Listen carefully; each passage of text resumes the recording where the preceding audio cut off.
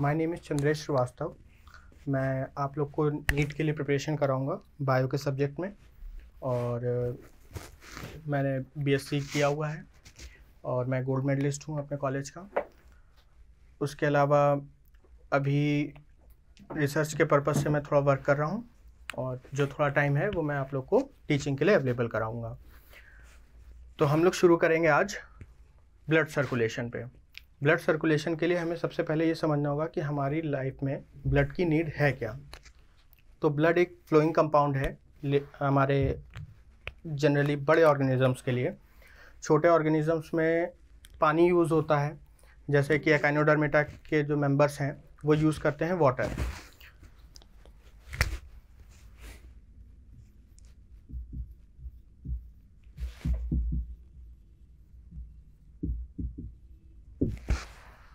तो ये जो फ्लोइंग कंपाउंड है, ये अगर ब्लड है या वाटर है तो इसका मेन पर्पस ये होता है कि हमारी बॉडी की हर सेल को न्यूट्रिशन प्रोवाइड करना और ऑक्सीजन प्रोवाइड करना, और उन टिश्यूज से हम लोग का जितना भी वेस्ट मटेरियल इससे डेवलप हुआ है इस यूटिलाइजेशन के बाद, उसको ले जाके वापस से प्यूरिफिकेशन के लिए दे देना लंग्स को, या जो भी हमारा वो ऑर्गन उसमें इन्वॉल्व है।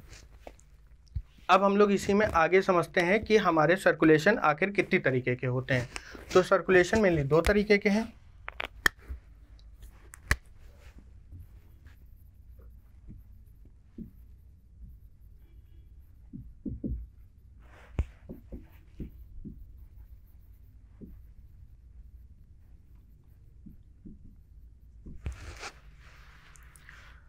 सिंगल सर्कुलेशन और डबल सर्कुलेशन। सिंगल सर्कुलेशन में ये रहता है कि बॉडी में जो भी फ्लूइड है वो पंपिंग ऑर्गन यानी कि जो हमारा हार्ट है उसमें एक ही बार वो फ्लो हो।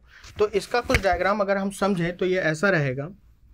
ये अगर हमारा हार्ट है तो इससे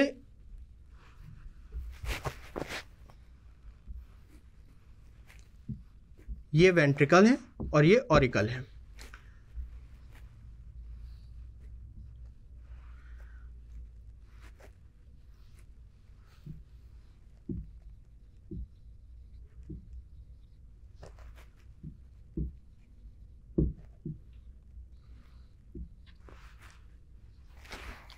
इसमें हम जैसा कि देख सकते हैं कि ब्लड हमारा हार्ट से पंप हुआ, ऑरिकल से मूव किया वेंट्रिकल में, वेंट्रिकल से वो फर्दर मूव किया गिल्स में।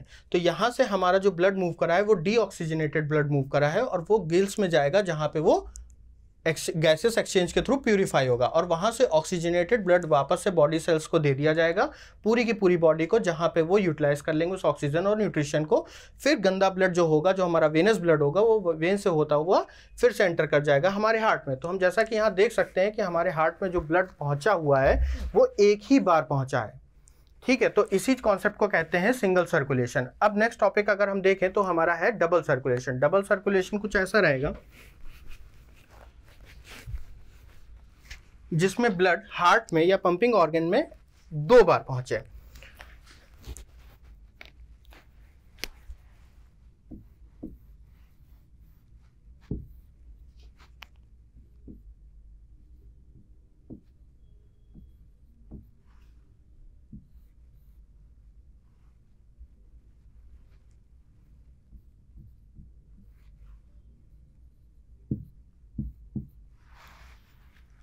तो ये एक जनरलाइज स्ट्रक्चर है हमारे हार्ट के लिए, जिसमें हम देख सकते हैं कि 4 चैम्बर अवेलेबल हैं, right auricle, left auricle, right ventricle और लेफ्ट वेंट्रिकल। तो इसमें सबसे पहले क्या होगा कि हमारी बॉडी में जो भी ब्लड मौजूद है, ये मान लेते हैं ये हमारी बॉडी सेल्स हैं।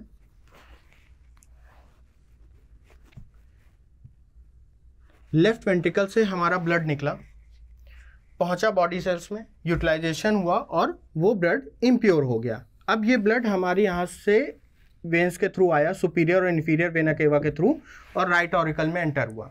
राइट ऑरिकल से वो मूव करेगा राइट वेंट्रिकल में, और राइट वेंट्रिकल से फिर पल्मोनरी आर्टरी लेके जाएगी इसको लंग्स में, जहाँ पे हमारा ब्लड प्यूरिफाई हो जाएगा।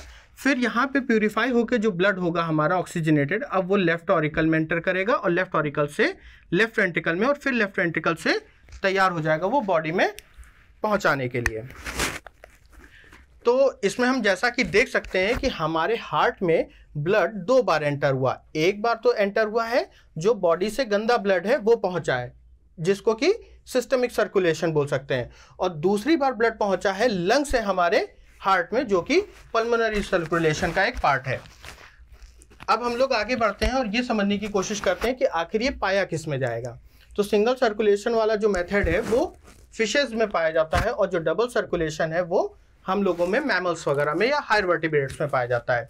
इसी में अगर रेप्टिलिया की बात करें तो फिर हमारा जो राइट वेंट्रिकल और लेफ्ट वेंट्रिकल है उसमें गैप होता है, जिसकी वजह से वो सेप्टम या डिवीजन पूरी तरह कंप्लीट नहीं होता है, और ये दोनों मिले हुए होते हैं, जिसमें होगा ये कि एक बार जब इम्प्योर ब्लड इधर से आएगा और प्योर ब्लड इधर से आएगा तो आपस में वो मिक्स हो जाएंगे, जिसकी वजह से ये इनकम्प्लीट डबल सर्कुलेशन कहलाएगा। इसके बाद अगर हम आगे ज़्यादा इसके बारे में समझना चाहें तो इसमें ये भी कह सकते हैं कि ये काफ़ी मिक्स्ड ब्लड होता है, जिसमें ऑक्सीजनेशन कंप्लीट नहीं होता है जो बॉडी में पहुंच रहा होता है। इसी वजह से वो जो एनिमल्स होते हैं, जो रेप्टिलियंस होते हैं, वो हाइबरनेटिंग स्टेज को अचीव करने के लिए कैपेबल होते हैं। This was our topic on blood circulation, और जॉइन अस ऑन एडवी।